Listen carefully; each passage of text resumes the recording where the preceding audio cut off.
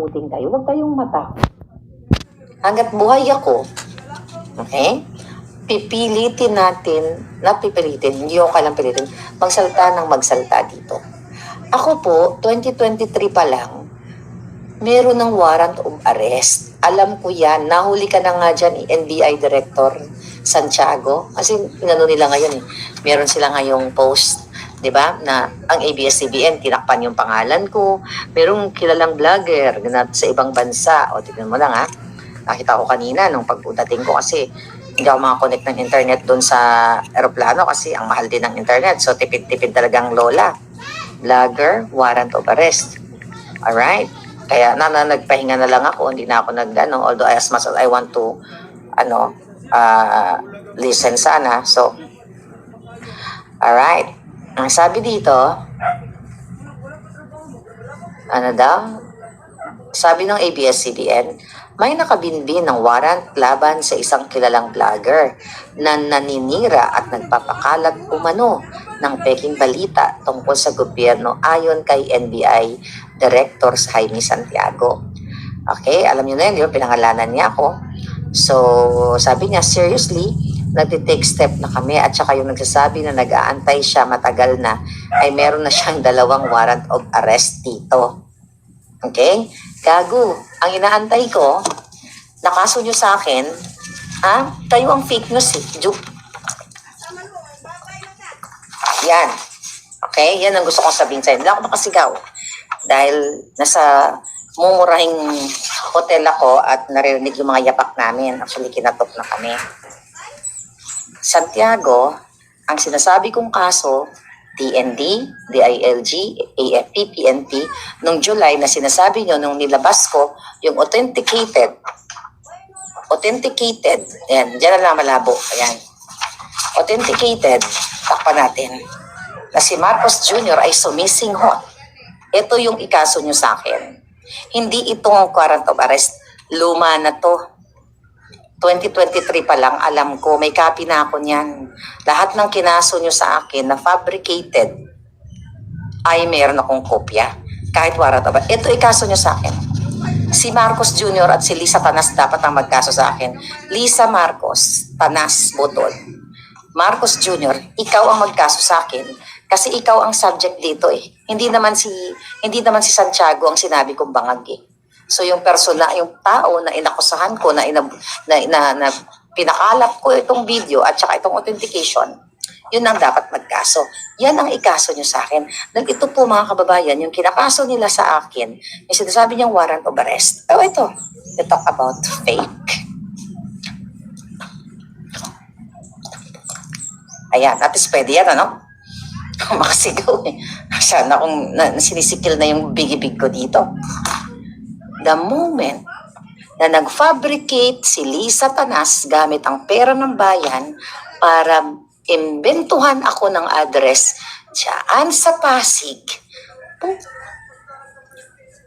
yan ang fake document, fake address, fabricated crime, yan ang fake.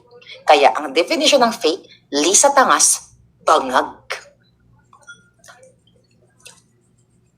Yan.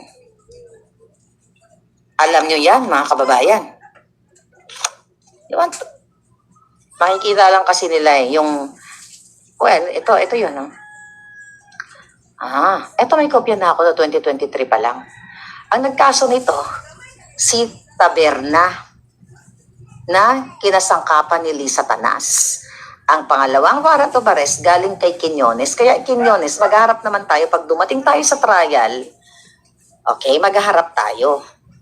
Dahil, nag-file din to si Quiñones dito dahil sa pang-i-scam niya na available naman sa public, sa dyaryo. Diba?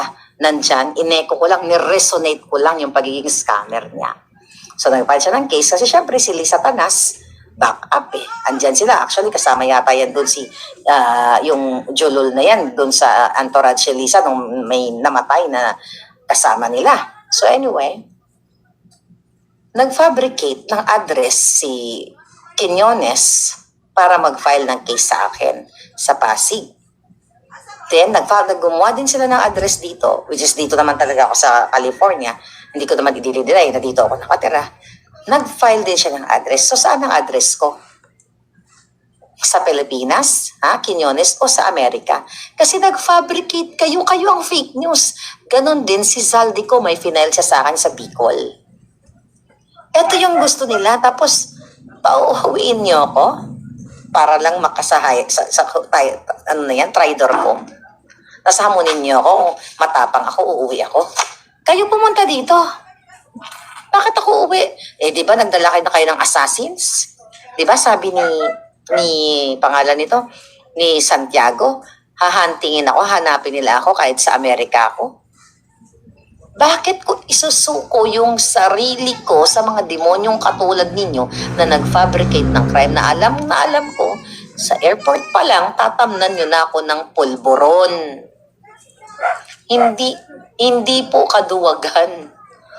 Kasi sabi ng mga tanga, duwag ka lang, marli ka, hindi ka nag-uwi sa Pilipinas, Julul, bakit mo isasalang ang sarili mo?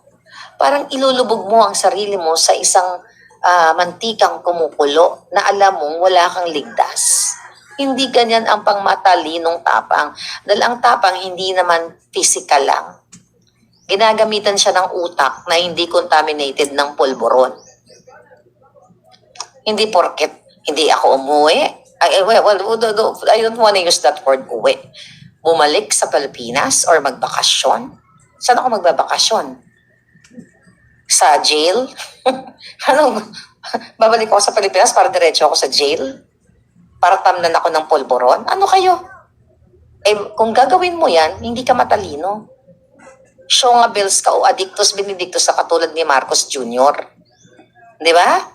Nakasingot ka kung gagawin mo yan. Yan, tata? Gusto lang, si Sas gusto rin pakulong. Kasi ang labanan sa buhay, hindi pisikalan. Kung gusto niyo na lang pala ng pisikalan, lumabas kayo dyan sa Congress. Doon tayo sa plaza. O dito sa Wildcard Gym, kung saan si Dodong Manny ba? Nagbuksing-buksing si Dodong Manny, doon tayo sa Wildcard Gym. Nakapag-buksing ako dyan dati. Kung yan ang gusto niyo. Pero ang laban, pang matalinuhan at may puso, kung saan narinig nyo si MJ, si Crezet, sorry doon sa ibang vloggers, hindi ko pa kayo pa-mention kasi hindi ko pa narinig lahat. Na nilabanan kayo sa ngalan ng katotohanan, pero pinuwersan nyo, ginipit nyo. Sabi ko nga, badgering, coercion, intimidation, lahat na. Para mapasori ninyo. Anong magagawa ng mga... Alam mo kung may mga pera lang na, kunyari, super rich lang yung mga yon. Si MJ, talagang, kahit sino sa kanila. Kung amin lang capacity, pinasundo ko na sila ng eroplano lahat. Dito na muna tayo sa Netherlands. At walang magawa. Itong mga vloggers na ito, like si Crisette, at si MJ, hindi naman sila nag-YouTube eh. More on